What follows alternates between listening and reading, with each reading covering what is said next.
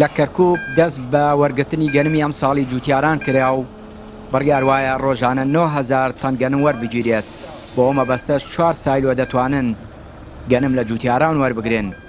لای خۆیەوە پارێزگاری کەرکووک ڕێوشوێنەکانی پرۆسەی وەرگرتنی گەنمی جوتیارانی ئاشکرا کرد.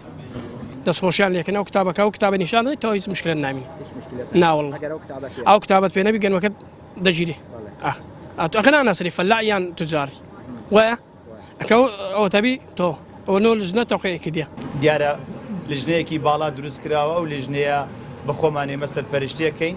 لژنەکە لە دایرەی زراعی کەرکووک تەواجودیان هەیە، ڕۆژانە لەوێ دەوامەکەن، ڕۆژانی عوتڵە دەوامەکەن و بە 2 شەفت دەوامەکەن و لژنەکە ئەندامانی لژنەکە لە حاڵەتێکایە هەر یەکێک لە ئەندامانی لژنەکە حاڵەتێکی هەبوو نەیتوانی دەوام بکە، کەسی بەدیلی لە شوێنەکەی بۆ دیاری کراوە کەسە بەدیلەکە شوێنەکەی ئەگرێتەوە.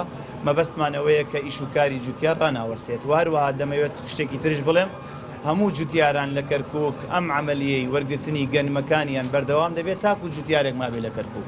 بۆیە هیچ کەسێک خەمی نەبێت، هیچ جوتیارێک پەلە نەکات، بە سراحەتی خۆیان کارەکانیان بکەن. واو ئیستیمارەیە کە ئەم ساڵ دروست کراوە، ئەو ئیستیمارەیە ناسنامەی هەموو فەلاحێکە و ئەو ئیستیمارەیە بۆ پاراستنی فەلاحە و بۆ جیاکردنەوەی فەلاحە لە تاجر.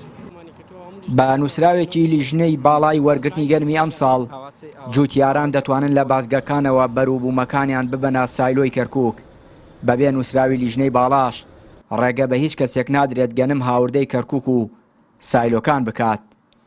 والله ئینشاڵڵا ئێمە قسووریمان نەکردوکەوە گەنم وەرگری لە هەموو برای جوتیارەکانمان. ئەمڕۆ 3-4 مەوقعمان کردوەوە هەمووی بە یەکجار. ئەمڕۆ سایلۆی کەرکووک کراوەتەوە، سایلۆی تازە کراوەتەوە، هەیئەی ئولە و هەیئەی ثانی قەضا حەویزە ئەوانەشمان کردوەوە کەوا چارەسەری ئەو زەخمە بێتەوە. بە هەمان شێوەیە ئەمە قبول ناکەین. ئیتر فترەی تەسویقیشمان بەدەستە 45 ڕۆژ بەدواوە، احتیمالیشە زیاتریش بێ، ئەمەش حەسەب تەوجیهاتی شەریکەی خۆمانە کەواکو بە ئیسراحەت خۆی جوتیارانمان گەنمەکانیان دێنن، ئەعدادەکانیشمان ئەوە تا تارخانمان کردوەتەوە ڕۆژی هەر مەنتیقەیەک بە حەسەب توانەی خۆی. ئەمڕۆ سایلەی کەرکووک 95 سیارە وەرەگرێ، برای جوتیارەکانمان دێن بە ئیسراحەت خۆیان، ناوەکانمان هەمووی لە قەت جان بە هەموو شەفافیە دامان ناوەتەوە، هەر یەکی دێ ناو خۆی ئەبینێ، کەس ڕێی کەس ناخوە. بە هەمان شێوەیە ئەو ناوانەی کەوا لە ناو قائیمە هاتووە بۆ ئێمە لە مدیرەی زیراعە هەموویان بە هەمان شێوە یەک کەس لە دەرەوەناوێ هەمووی وەرەگیرێ. بڕیار وایە ئەم ساڵ لە ماوەی کەمتر لە 2 مانگدا سەرجەمە و گەنمەی جوتیاران دەیبەنە سایلۆکانی کەرکووک وەربگیرێت و بۆ هەر تەنێکیش بڕی 850,000 دینار دیاری کراوە. سایلۆی کەرکووکیش بەڵێنی بە جوتیاران داوە سەرجەم ئەو گەنمەی دەیبەنە سایلۆکان لێیان وەردەگیرێت.